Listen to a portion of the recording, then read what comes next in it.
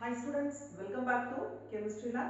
So நம்ம வந்து ultimate analysis பார்த்துட்டு இருக்கோம் இல்லையா? அதுல வந்து நம்ம கார்பன், ஹைட்ரஜன், நைட்ரஜன், சல்ஃபர் எல்லா கண்டென்ட்டும் வந்து கண்டுபிடிச்சாச்சு. ஃபைனலா ash content and oxygen content. So அது calculation எல்லாம் முடிஞ்சிருச்சு. So இந்த வீடியோல வந்து significance of ultimate analysis. இப்போ வந்து நம்ம ultimate analysis வச்சு என்னென்ன எவ்வளவு percentage இருக்கு அப்படின்றது கண்டுபிடிச்சிட்டோம். So அதனால வந்து என்ன யூஸ், அதனால significance, அதோட முக்கியத்துவம் என்ன, இது கண்டுபிடிக்கிறதுனால என்னென்ன significance அல்லது importance இருக்கு அப்படின்றத இந்த வீடியோல பார்க்கலாம். So வாங்க வீடியோக்குள்ள போலாம்.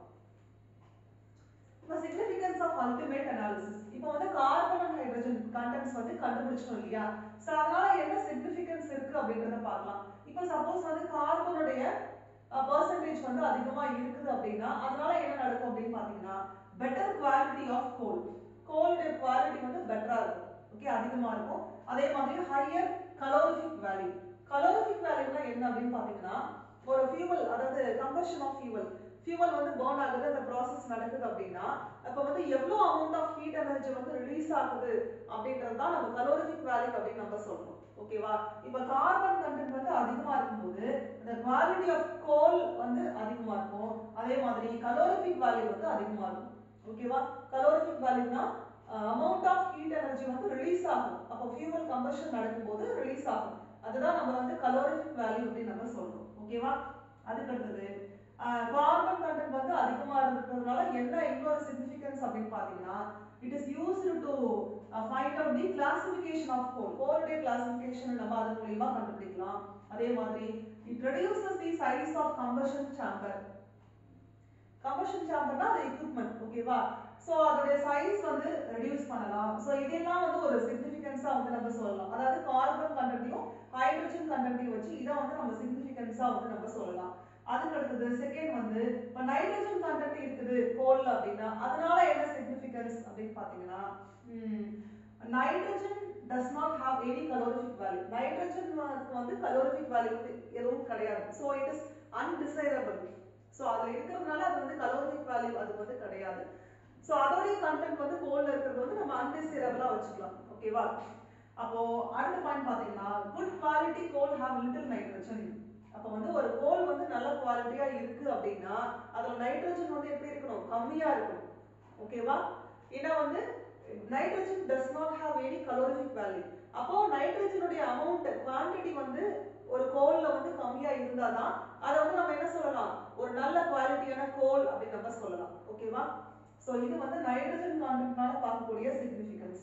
அதுக்கு அடுத்து மூணாவது என்ன அப்படின்னு பாத்தீங்கன்னா சல்ஃபர் கான்டென்ட். சல்ஃபர் கான்டென்ட் வந்து கோல்ல நம்ம கண்டுபிடிக்கிறதுனால என்ன சிக்னிஃபிகன்ஸ் அப்படின்னு பாத்தீங்கன்னா சல்ஃபருக்கு வந்து அதிக calorific value இருக்குது. பட் வந்து வேற என்ன ப்ராப்ளம் அப்படின்னு பாத்தீங்கன்னா the combustion products of sulfur என்ன அப்படின்னு பாத்தீங்கன்னா சல்ஃபர் டை ஆக்சைடு இதெல்லாமே வந்து ரொம்ப ஹார்ம்ஃபுல்னா ஒரு தீங்கு விளைவிக்கக்கூடிய ஒரு நேச்சர் அந்த சல்ஃபருடைய combustion products. அப்ப அது என்ன பண்ணும், ஹார்ம்ஃபுல்லா இருக்கிறதுனால அது வந்து கரோஷனை ஏற்படுத்தும்.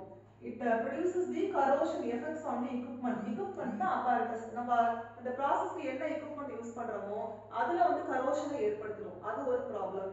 அதே மாதிரி it is not suitable for preparing metallurgical coke because it affects the properties of the metal.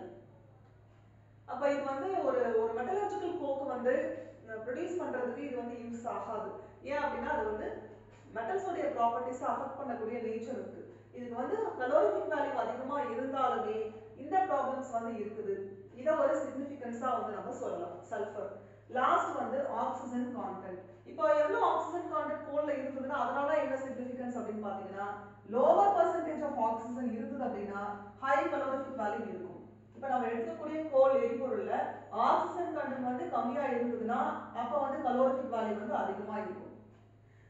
Suppose அதிகமா இருக்குது அப்படின்னா அது வந்து எதை அதிகப்படுத்தும் அப்படின்னா it increases the moisture holding capacity. moisture holdingனா என்னது, ஈரப்பதத்தை எடுத்துக்கக்கூடிய ஒரு கெபாசிட்டியை வந்து என்ன பண்ணும், இன்க்ரீஸ் பண்ணிடும். இது ஆக்சிஜன் கண்டென்ட் அதிகமா இருந்தது அப்படின்னா அப்ப என்னவாகும், ஃபியூவல் அந்த எரிபொருளுடைய calorific value வந்து குறைஞ்சிடும்.